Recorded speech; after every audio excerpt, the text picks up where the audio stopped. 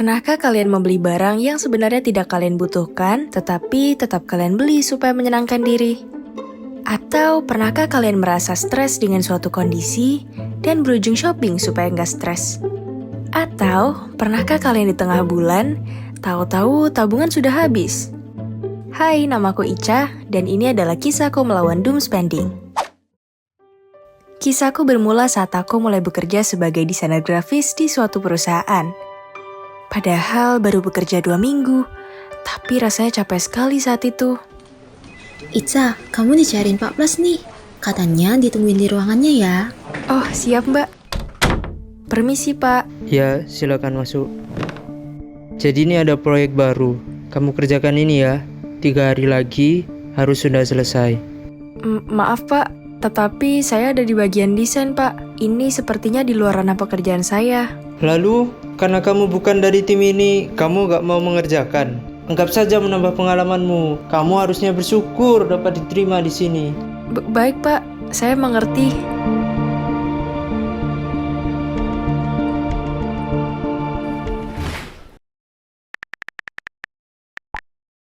Stres banget, habis lembur ngerjain yang sebenarnya bukan job deskku.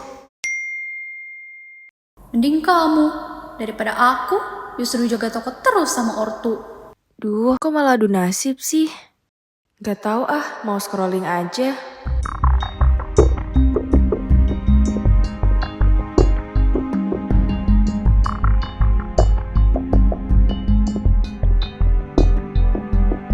Duh, buka sosmed, kok malah makin stres gini sih? Kok lucu juga ya? Check out aja kali ya? Duh, emang belanja tuh cara paling ampuh buat ngilangin stres.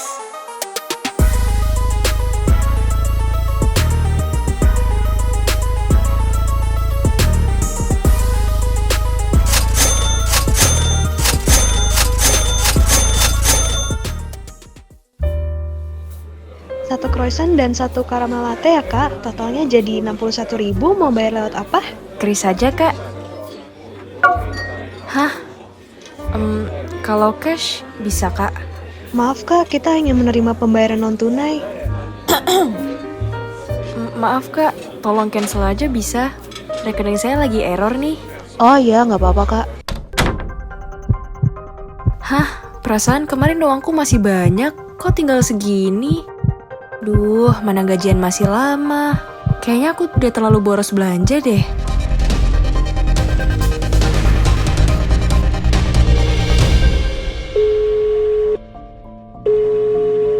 Halo Bu, apa kabar? Halo nak, ibu baik. Bu, sebenarnya Ica mau nanya. Ica lagi agak kepepet nih Bu. Uang tinggal sedikit, padahal gajian masih lama. Apa boleh Ica pinjam uang ibu dulu? Maaf ya nak, bulan ini ibu belum bisa bantu kirim uang. Pengeluaran lagi banyak banget buat sekolah adikmu. Coba diatur pelan-pelan ya sayang. Iya Bu, gak apa-apa. Ica ngerti kok. Makasih ya Bu. Aduh, apa bisa ya aku bertahan dengan sisa uangku ini? Apa aku pakai aplikasi pinjaman uang ya? Astaga, enggak boleh. Dijual aja kali ya? Aduh, tapi pasti rugi banyak. Hah, kenapa listrik habis sekarang sih?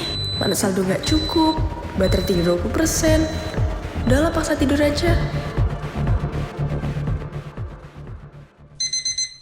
Hah? Duh, terlambat ini pasti.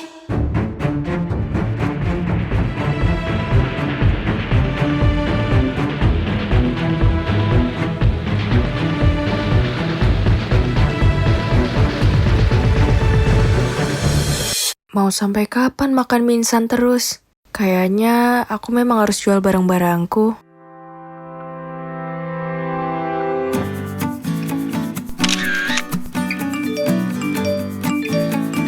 Meskipun rugi banyak, perlahan aku mendapatkan uang lagi dari menjual barangku. Jujur, terkadang aku masih tergoda untuk membeli barang. Namun, aku bertekad supaya tidak membeli barang yang tidak penting lagi. Di waktu luang, aku pun menyibukkan diriku dengan rutin melakukan journaling, olahraga, membaca buku, atau menonton film. Perlahan, aku pun mulai membuka diri di kantor. Performaku pun semakin meningkat. Begitulah ceritaku. Aku harap teman-teman gak terjebak dalam doom spending seperti yang aku alami. Kalau kalian pernah merasakannya, ingat ya bahwa selalu ada cara untuk keluar. Semoga kita semua bisa lebih bijak dalam mengelola uang. Nah teman-teman, vlog yang baru kita tonton ini adalah contoh nyata dari perilaku yang disebut doom spending. Doom spending ini merupakan fenomena saat seseorang menghabiskan uang secara impulsif, entah karena stres, tekanan sosial, atau rasa kosong secara emosional. Kasus seperti Ica ini sebenarnya sangat umum, apalagi di kalangan Gen Z. Di tengah tekanan kerja, ekspektasi sosial, dan kondisi sekitar yang makin gak pasti, banyak orang merasa belanja jadi cara paling cepat untuk meredakan stres. Padahal, itu bisa jadi awal dari krisis keuangan dan mental. Terus, bagaimana caranya supaya kita gak terjebak dalam perilaku seperti ini? Nah, ada beberapa hal sederhana tapi penting yang bisa kita lakukan sebagai langkah pencegahan. Pertama, susun anggaran secara rutin atau budgeting. Catat pemasukan dan pengeluaran agar lebih teratur. Kedua, bedakan antara keinginan dan kebutuhan, prioritaskan hal yang benar-benar penting. Ketiga, sebelum membeli sesuatu yang di luar kebutuhanmu, tunda dulu hingga beberapa hari. Kalau masih kepikiran, baru deh beli.